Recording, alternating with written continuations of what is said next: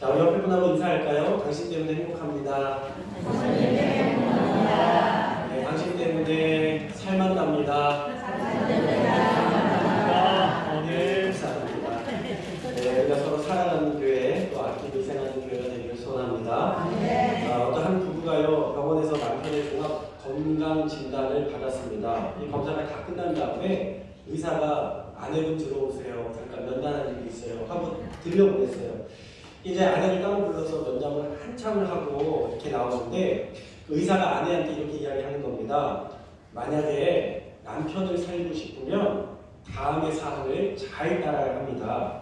첫 번째로 날마다 아침을 잘 챙겨줘야 되고, 두 번째로 점심때마다 남편에게 균형을 잡힌 식단을 짜주어야 되고, 세 번째로는 집안일로 정신적인 스트레스를 주는 잔소리를 삼가야 합니다.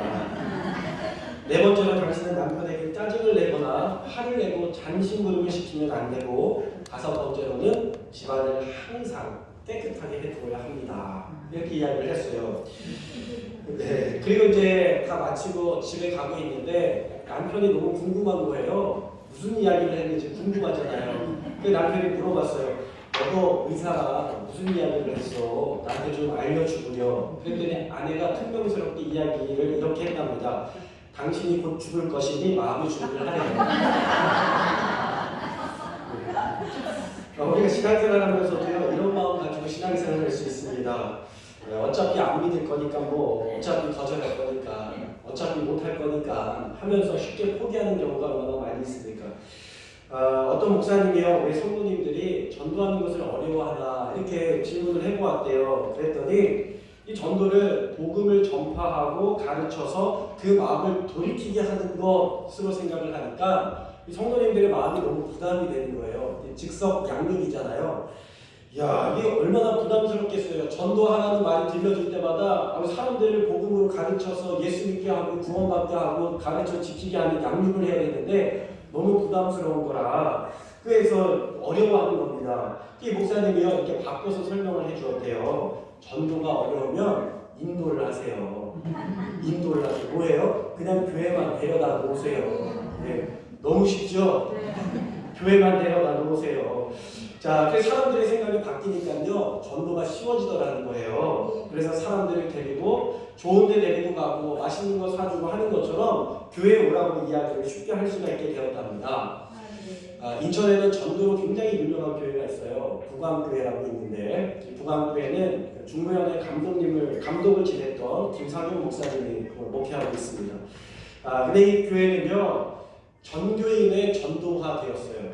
전교인의 전도팀화. 교회가 전도 중심 교회가 된 겁니다. 어떻게 하냐면 월요일날 전도하고 화요일날 전도하고 매일 전도하고 주말에 전도하고 저녁 때 전도하고 오전에 전도하고 속회에서 전도하고 선교에서 전도하고 부서별로 전도하고 직분별로 전도하고 할렐루야. 언제 아멘 하나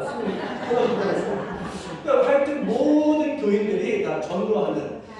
전도가요 사실 어렵잖아요. 그러니까 어떻게 이야기를 했냐면 걱정하지 말고 나가서 전도지 주고 나가서 커피 한 잔 주고 나가서 물티슈 주고 그렇게 부담 없이 나눠주라고. 그랬더니요, 처음에는 입도 떨어지지 않고 말도 떨어지지 않고 발도 떨어지지 않았는데 그런 것을 가지고 나가면서 그냥 이렇게 전해주다 보니까 전도가 쉽다는 것을 알게 된 겁니다. 근데 그 재미를 들린 사람들이 지금은 더 헌신하고 더 열심히 전도하는데 열정을 가지고 전도하고 있다는 거예요. 저희 그래서 우리 교회가 조금 쉬운 거부터 시작을 했으면 좋겠습니다. 그래서 전도지를 하나씩 집집마다 하나씩 꽂아주는 거, 그리고 지나가는 사람들에게 하나씩 나눠주는 거, 그리고 조그만 서복이라도 하나씩 주는 것부터 우리가 시작해서 우리 교회가 전도하는 교회로 점차 변해 갈 줄로 믿습니다. 자, 바울이 예수를 믿는 핍박하던 자에서 예수를 전하는 자로 변화가 되었어요. 바뀌었습니다. 근데 예루살렘으로 돌아오게 되는데 동네에 누구 천지예요? 유대인 천지인 거예요. 예수 믿지 않는 사람들, 불신자들, 유대인 천지가 있는 겁니다. 근데 이 바울이 어떻게 소문이 났냐면 모세 율법을 폐하는 자, 깨뜨리는 자로 소문이 났어요. 바울에게 가면 우리가 알고 있는 것들이 다 깨지니까 가지마 위험해 전통을 깨뜨리는 자야, 이렇게 소문이 났습니다. 그렇게 유대인들이 바울을 변절자라고 생각을 하고 바울이 들어오기만 하면은 잡아다 죽이려고 사람들을 모아가지고 무리를 지어서 다니기 시작했어요. 근데 그 사실을 아는 측근이 이 바울에게 뭐라고 이야기하냐면 우리 나실린 서약을 지키자. 그래서 유대인들에게 인정을 받자. 우리도 모세의 율법을 지키는 사람이라는 것을 보여줘서 우리가 그 사람들에게 신뢰를 주자. 이렇게 이야기를 합니다. 그래가지고 이제 성전에 들어가서 이 나실린 서약을 잘 마치고 그리고 돌아오게 됩니다. 예루살렘으로 이스라엘로 돌아왔어요. 자, 예루살렘에 들어가니까요 오늘 문제가 생겼어요. 어떤 문제가 생겼냐면 이 바울이 헬라인들을 성전에 데리고 갔다라는 오해가 생긴 거예요. 우리 28절의 말씀을 다 함께 읽도록 하겠습니다. 28절입니다. 네, 시작. 외치되 이스라엘 사람들아 보라, 이 사람은 각처에서 우리 백성과 율법과 이곳을 비방하여 모든 사람을 가르치는 그 자인데 또 헬라인을 데리고 성전에 들어가서 이 거룩한 곳을 더럽혔다 하니. 자, 이제 바울이 헬라인들을 데리고 다녔는데 그들이 성전에 들어갔다 이렇게 소문이 난 겁니다. 여러분 예루살렘 성전에는요 이방인이 들어갈 수가 없었습니다. 참 이상하죠. 그곳에 들어가서 하나님을 믿고 구원받아야 될 터인데 하나님을 믿는 자들만 들어가고 믿지 않는 자들은 들어갈 수가 없었어요. 하나님을 믿지 않는 자들이 교회에 나와서 예배드리고 구원을 받아야 될 터인데 교회 앞에서 예수 안 믿는 사람은 교회에 들어갈 수가 없습니다 라고 이야기를 한다면 여러분 그것이 교회의 역할을 잘 감당할 수 있는 교회가 되겠습니까? 그럴 수 없죠. 그러니까요 사실은 그 이방인이 들어갈 수 없는 유대인만 들어갈 수 있는 그 땅에 들어갔다라는 소문이 났어요.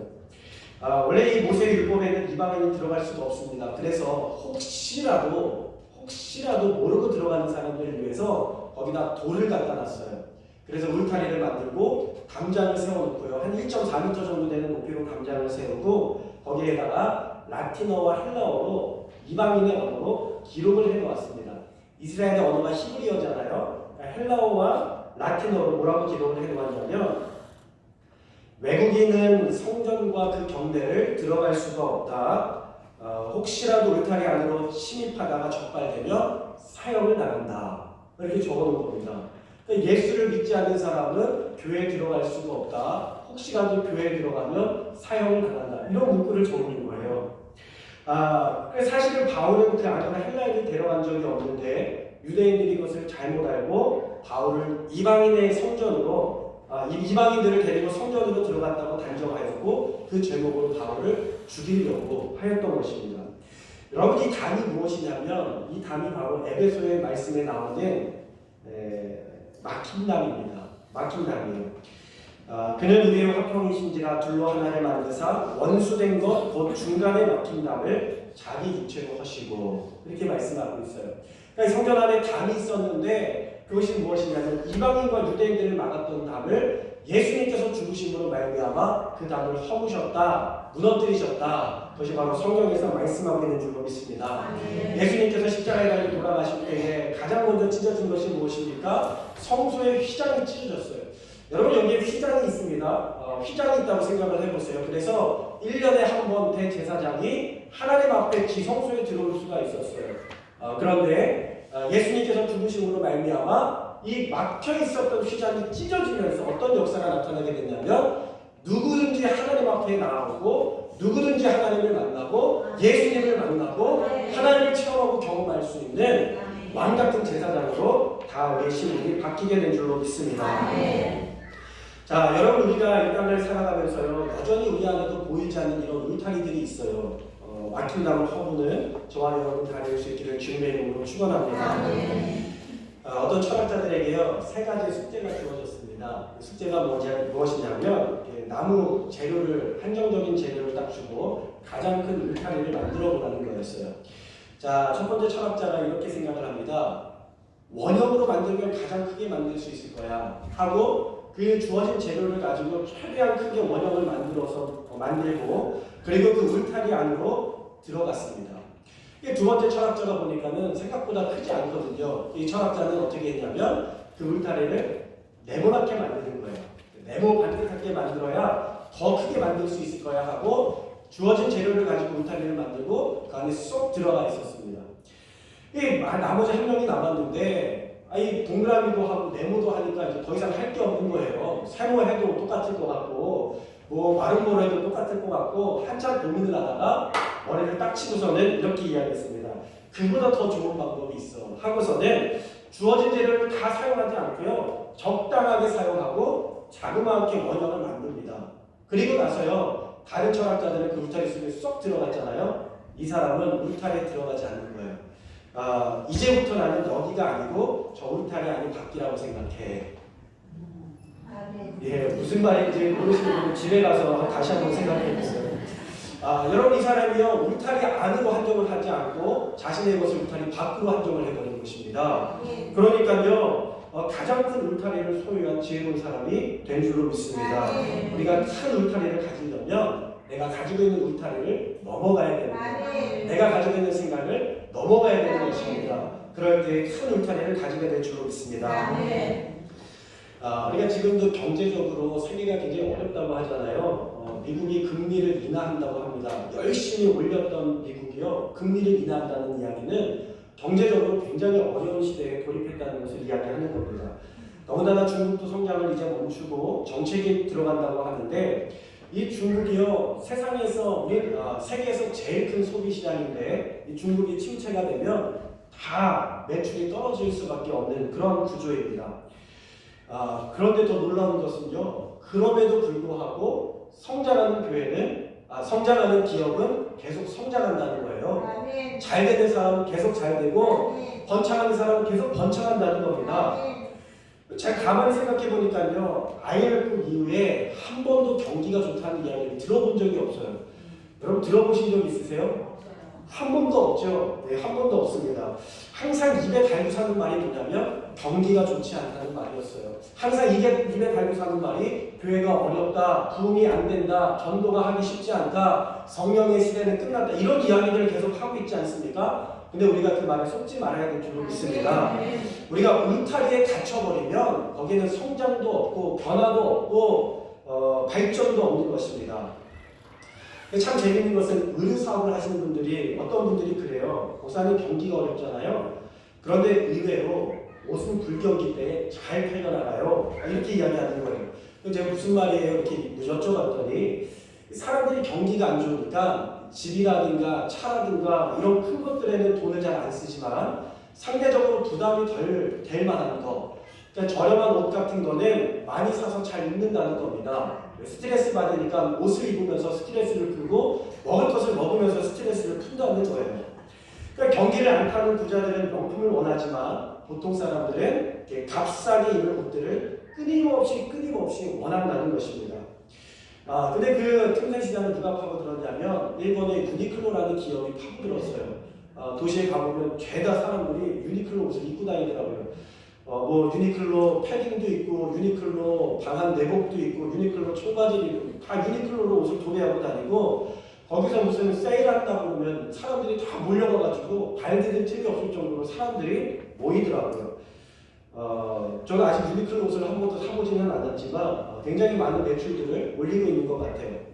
2018년도 작년 매출이 유니클로 설립 역사상 가장 많은 매출을 올렸다는 겁니다. 놀랍지 않습니까?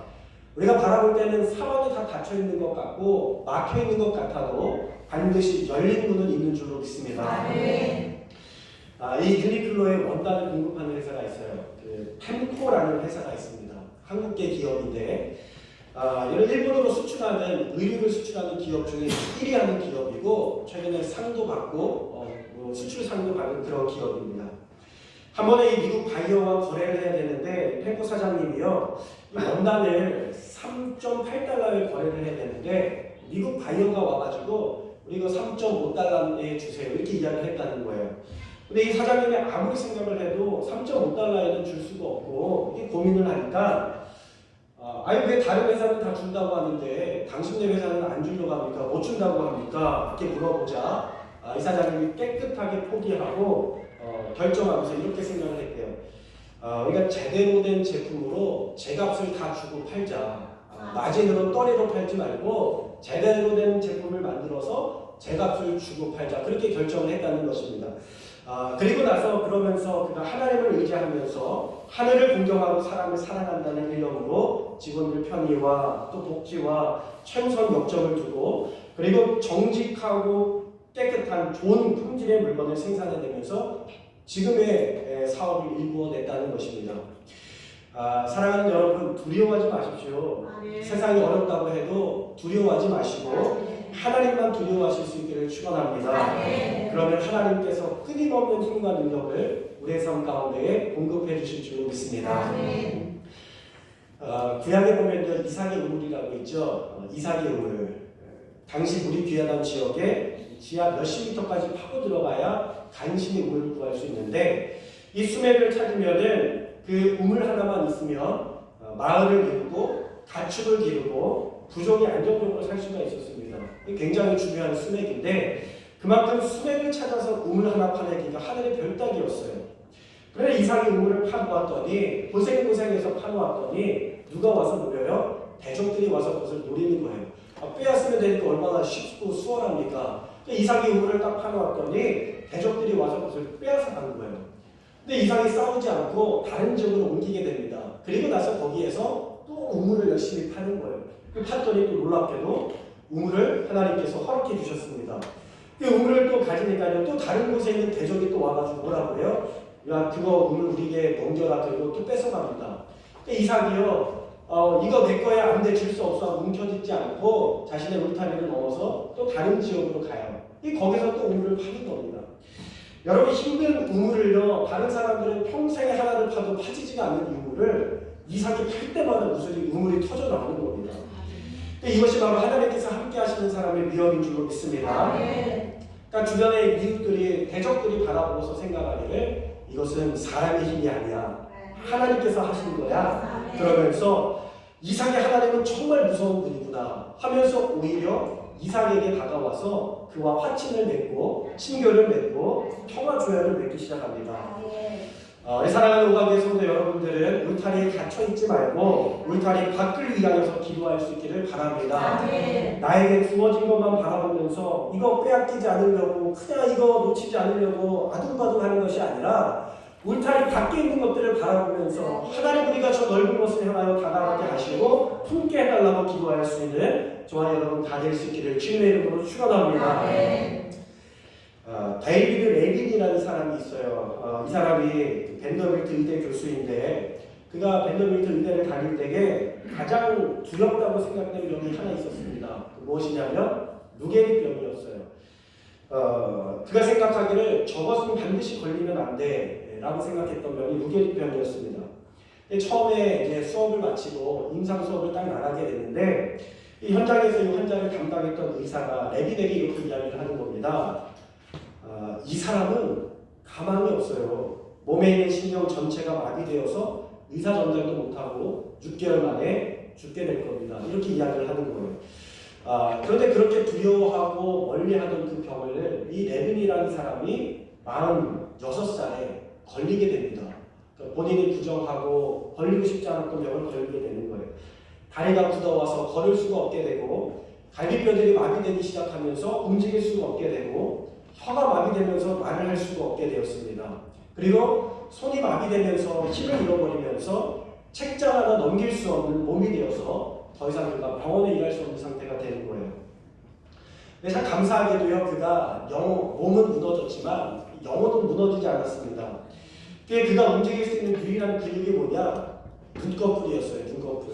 여러분 옆에 계신 분들 보세요. 눈꺼풀 잘 움직이시나 안 움직이시나? 잘 움직이시죠?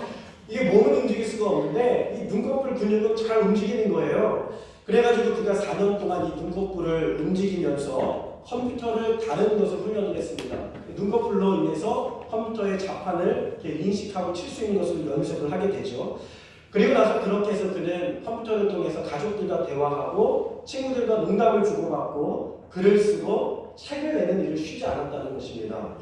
결국 그는요, 의사 일을 중단하지 않고 의대생들을 가르치고 그리고 상대받는 지위에 올라가게 되는 것입니다. 그가 나이가 들어서 이렇게 이야기를 해요. 병으로 인해서 나의 육체는 불굴하는 울타리 안에 갇혔다. 그러나 어찌 육체뿐만 있겠는가? 불치병은 당신의 다리를 마비시킬 수 있을지 모른다. 그러나 어찌 당신에게는 당신의 다리만 있겠는가? 당신의 의지는 당신의 다리보다 더 크다. 당신의 생각은 당신의 육체의 한계보다 더 크다. 한계라는 울타리를 뛰어넘어라. 여러분, 우리 교회가요, 이 하나님 안에서 한계를 뛰어넘어야 될 줄로 믿습니다.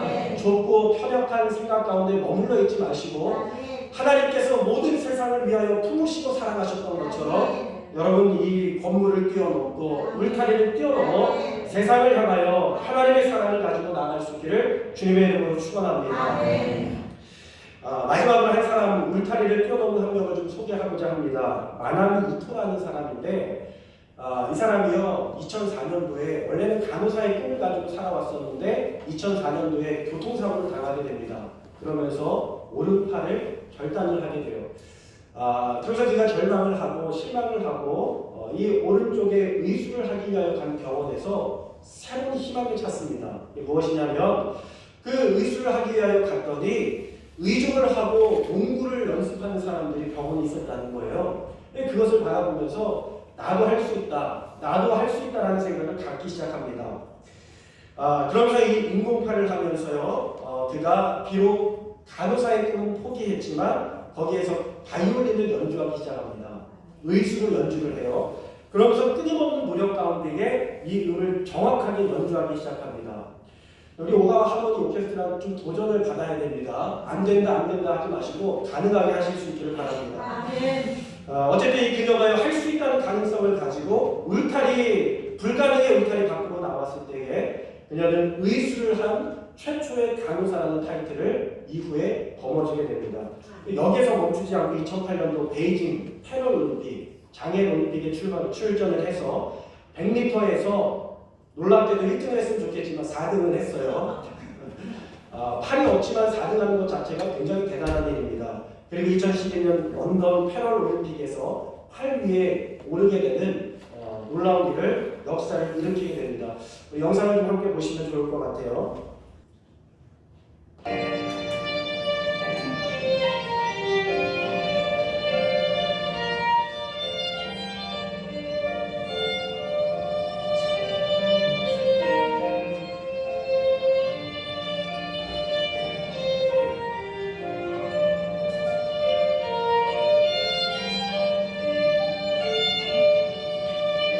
기계가 자동으로 작동시켜주는 게 아니고요, 본인이 연습을 해서 하는 겁니다.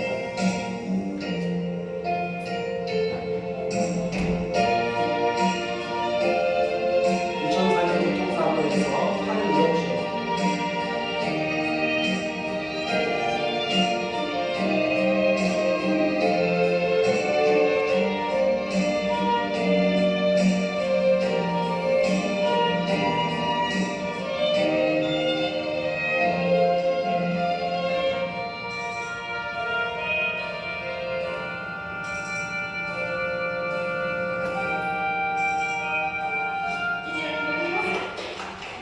짧게 인사드리겠습니다. 여러분, 부탁드리는 것은 함께 박수할까요? 네, 실제로 다 박수해주세요. 결론을 맺도록 하겠습니다. 하나님 나라에는요, 한계가 없습니다. 복음에도 한계가 없습니다. 대상도, 육체도, 질병도, 인종의 한계가 없는 것입니다. 오늘 예수님의 보혈로 오늘 막힌 모든 담을 하신 주님을 바라보면서 한계를 뛰어넘을 수 있는 우리 오가교회 성도님들이 다 될 수 있기를 주님의 이름으로 축복합니다. 그리고 그 놀라운 하나님의 축복을 경험할 수 있는 저와 여러분이 다 될 수 있기를 주님의 이름으로 축원합니다. 함께 기도하겠습니다.